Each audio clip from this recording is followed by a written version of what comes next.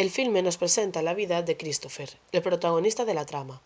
Chris es un joven norteamericano de 22 años, de clase media alta, que acaba de terminar sus estudios universitarios. Es un chico solitario, diferente a los demás, al que casi nadie comprende, ni sus padres ni sus amigos. Adora la literatura y tiene una relación muy intensa con su hermana Karine, la única persona que lo entiende. La historia empieza el día de la graduación de Chris, con una tonalidad cálida, donde se puede ver a todos sus compañeros serios para recoger el diploma. En cambio, nuestro protagonista está diferente, recogiendo su diploma dando un salto. Es aquí donde ya se percibe que nuestro personaje es diferente al resto. Después del acto de graduación se va a comer con sus padres, donde les dice que ha recibido la carta de aceptación de corte para acceder a la Universidad de Harvard.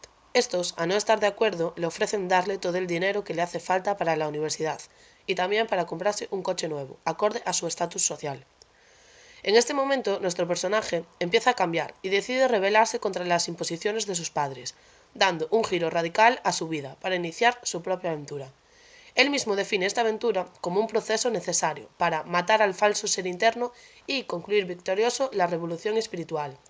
El viaje que realiza el protagonista en busca de la máxima libertad es el hilo conductor de la película, en gran parte narrada en primera persona por el propio Chris.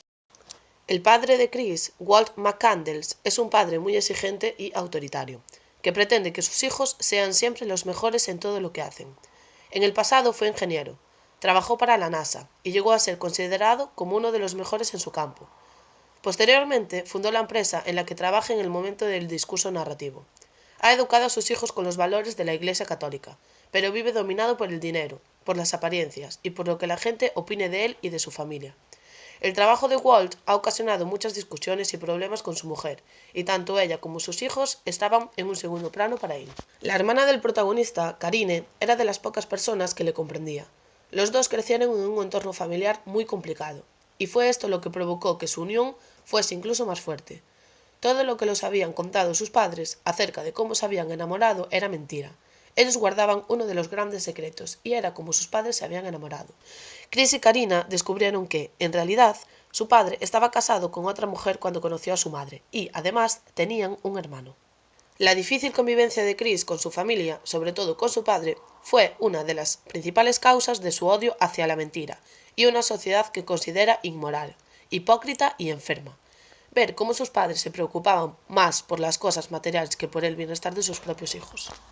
A pesar de todo esto, él siempre había vivido bajo las órdenes de sus padres sin protestar en ningún momento, y el silencio que estuvo manteniendo hasta ese momento, todo ese resentimiento que tenía guardado, fue lo que hizo llegar al punto de que ya nada tenía sentido para él. Decidió abandonarlo todo y adentrarse en una nueva vida, sin dinero, sin coche, sin documentación, solo él y la naturaleza. Chris decide abrirse para conseguir encontrar su libertad absoluta. Por eso decide renacer y adoptar el nombre de Alexander Supertramp para su nueva vida. A partir de aquí se convierte en un nómada. Viaja por California, Dakota del Sur. Durante su recorrido empieza a conocer a gente con la que empieza a haber algo de compatibilidad. Al principio conoce a Rainey y Jen, una pareja de ideales hippies que viven recorriendo el país en su caravana. Estos empiezan a hablar con Chris y deciden adoptarlo como su hijo y compartir con él muchos momentos. Más tarde trabaja como cosechador para poder comprar algunas cosas para cuando llega a Alaska, donde también se encuentra con gente que tiene una forma similar a la suya de entender la vida. Tiempo después, vuelve a coincidir con la familia hippie en un campamento. Aquí es donde nuestro personaje encuentra a una chica llamada Tracy, con la cual parece entenderse muy bien, por la que Christopher se interesa. Pero a pesar de todo, él decide rechazar la oportunidad de estar con ella para poder centrarse en su objetivo de llegar a Alaska. El último personaje con el que se encuentra es un señor ya algo mayor, llamado Ron Franz, con el que tiene una relación de mucha confianza. Ron decide hasta adoptarlo, ser su nuevo abuelo y dejarle todo lo poco que tenía, ya que éste no tenía familia.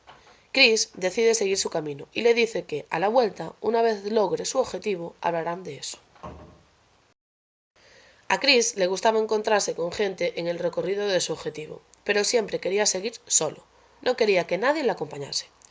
Siempre que conocía a alguien nuevo tenía la necesidad de desaparecer y seguir solo su camino. No quería que ninguna relación emocional le apartara de conseguir su objetivo de llegar a Alaska. Tras un largo viaje, llega por fin a Alaska, a unas tierras conocidas como la Senda de la Estampía, donde se encuentra con un autobús abandonado, al que bautiza con el nombre de Autobús Mágico. Este autobús se convierte en su nuevo hogar. En Alaska, Chris vive de lo que caza o de los frutos que había estado recogiendo durante todo el recorrido. Cuando llega allí, se encuentra con un tiempo bastante adverso, pero que a él en un principio no le preocupa. A medida que el tiempo va pasando, el clima va empeorando y el protagonista se va dando cuenta, tal y como se aprecia en sus monólogos, parece haber aquí una fuerza que no es amable con el hombre. Este tipo de frases indican que la concepción inicial que tenía de la naturaleza como medio predilecto ya no es así. Pasado ya mucho tiempo en esta nueva vida, Chris comienza a sentirse solo, a tener mucha hambre e incluso a tener miedo. Se empieza a dar cuenta de que no estaba encontrando realmente lo que quería.